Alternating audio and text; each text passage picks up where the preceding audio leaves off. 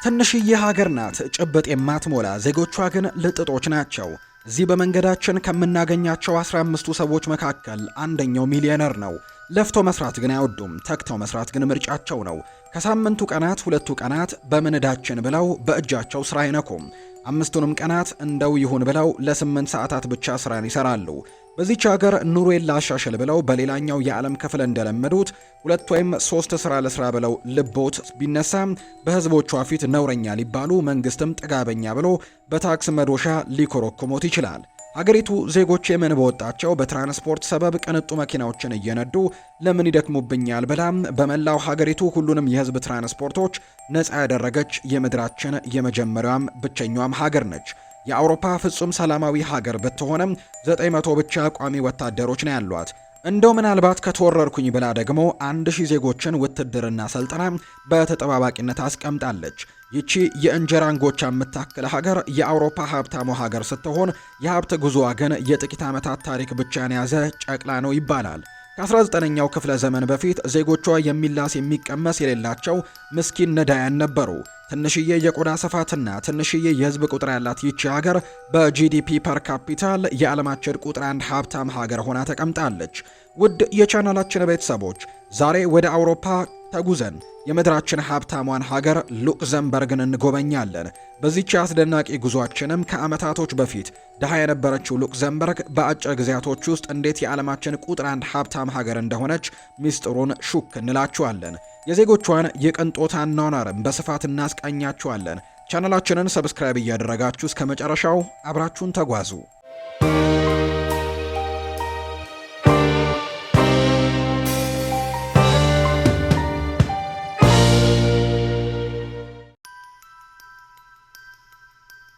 ሉክዘምበርግ በሰሜን ምዕራብ አውሮፓ ክፍል ውስጥ የምትገኝ ትንሽዬ ሀገር ስትሆን 2586 ስኩዌር ኪሎ ሜትር ብቻ ነው የምትሰፋው።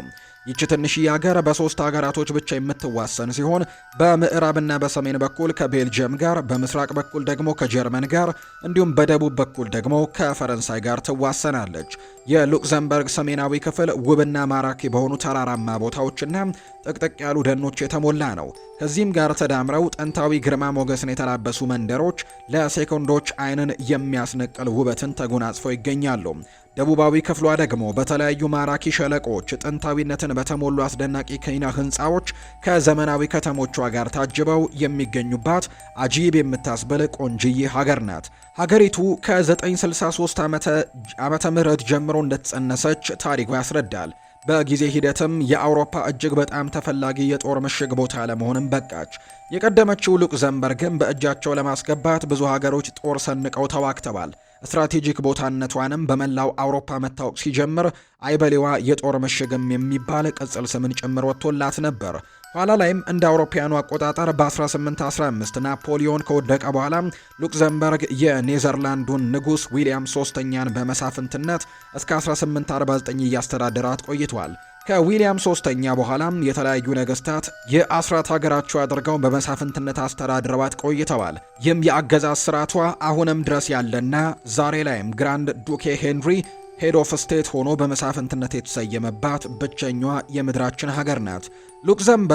ሉክዘምበርግ ተብላ ሉዓላዊነት ሀገር የሆነችው እንደ ጎርጎሮሳውያኑ የዘመን አቆጣጠር ከ1867ቱ የለንደን ስምምነት በኋላ ሲሆን በነበራት ጂኦግራፊያዊ አቀማመጥ ሳቢያም የሁለቱም የዓለም ጦርነቶች ገፈት ቀማሽ ነበረች።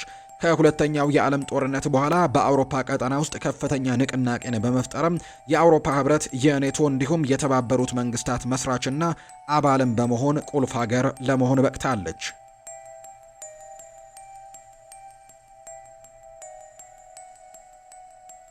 የሉክዘምበርግ ዋና ከተማ ራሷ ሉክዘምበርግ ስትሆን በዋና ከተማዋም ሉክዘምበርግ 1,336,000 የሚጠጉ ሉክዘምበርጋውያን እንደሚኖሩ ይታመናል።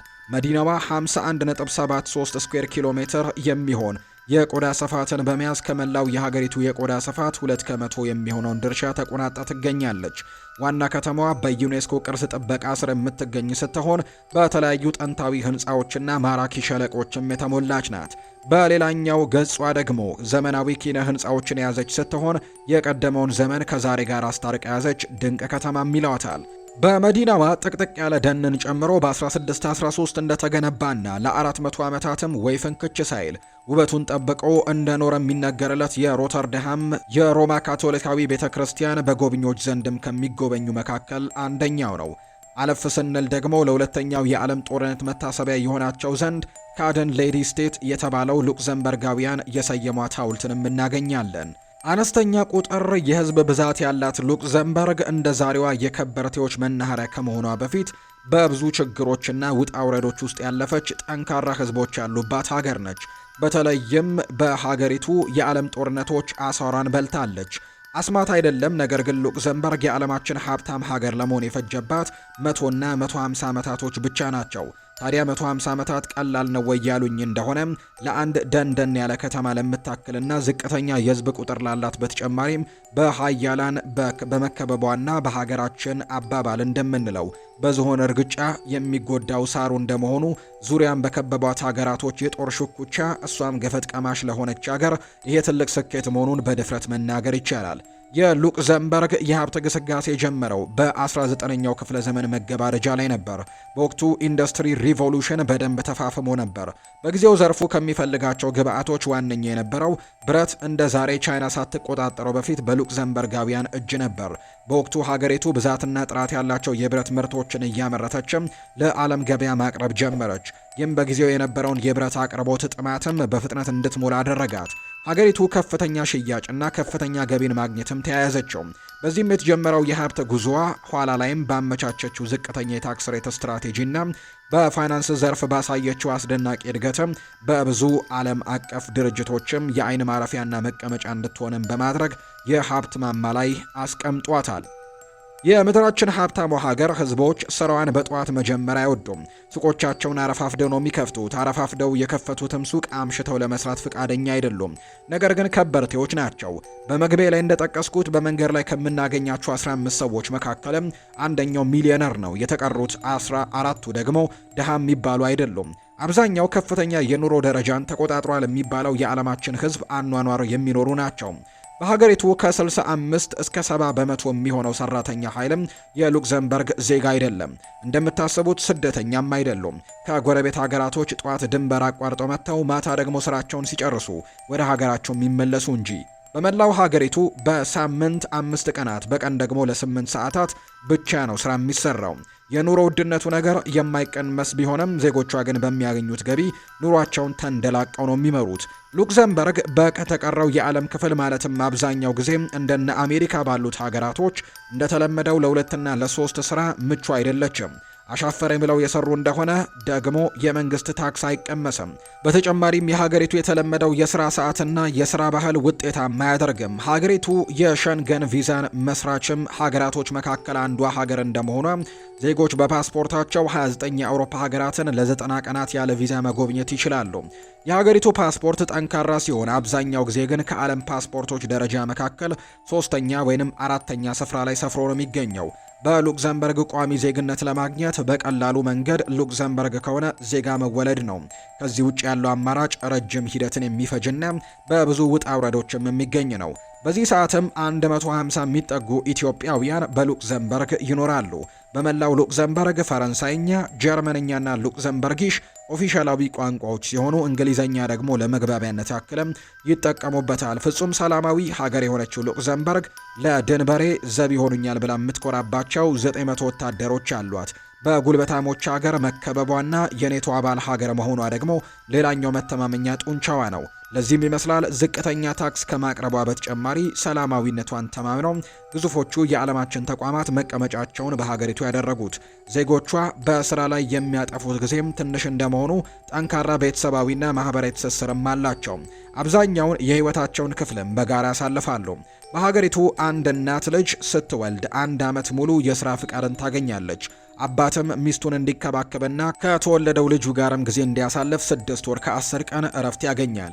ልጅ ወለድን እንዴት እናሳድገው ብለው እንዳይጨነቁ የሀገሪቱ መንግስትም ልጅ ተወልዶ 18 ዓመት እስኪሞላው ድረስ 300 ዩሮ በየወሩ ይደጉሞታል። ልጆት ከፍ ሲል እስከ ኮሌጅ ድረስም በነፃ ይማራል። ኮሌጅ ሲገቡም እንደተቀረው የዓለም ክፍል የተጋነነ ክፍያን ሳይከፍል ነው የሚማረው። የሕክምና ነገርን በተመለከተ የትኛውም የሀገሪቱ ዜጋ ለየትኛውም የሕክምና ወጪን 10 በመቶ ያለውን ድርሻ ብቻ ነው የሚሸፍነው። የተቀረው ደግሞ በመንግስት የጤና መድን የሚሸፈን ነው የሚሆነው።